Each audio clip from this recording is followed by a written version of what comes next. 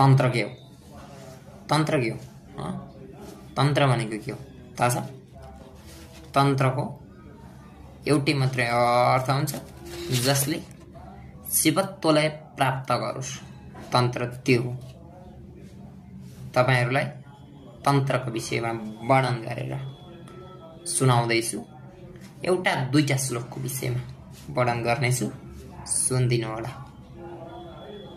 तन्त्र के हो त? तन्त्र के हो त?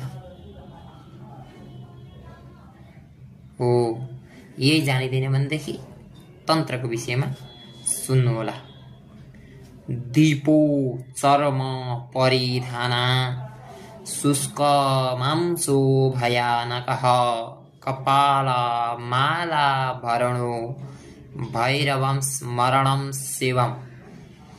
दीपो चर्म परिधाना शुष्क मांसाति भैरव त्रिशूल धर हस्तैश्च सर्व जाड्या विनाशन।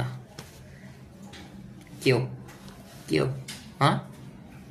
सर्व जाड्या विनाशन। भैरवं स्मरणं शिवम। भैरव के हो? कपाल माला भरणो। कपाल माला भनेको के हो? शुष्क मांसो। त्यो भनेको के हो थाहा छ?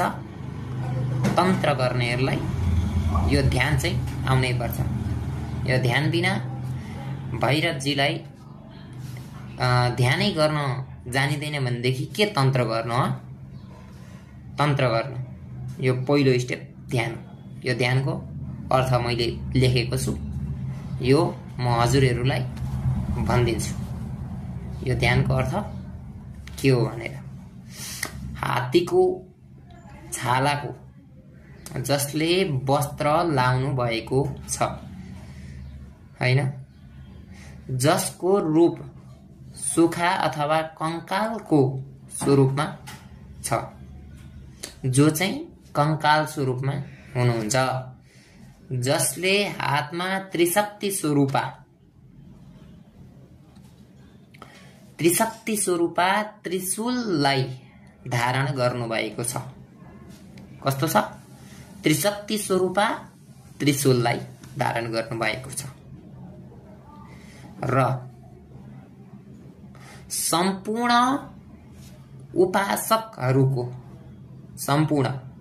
उपासकहरूको अज्ञानतालाई जडतालाई नाश गर्न तत्पर रहनुहुने भगवान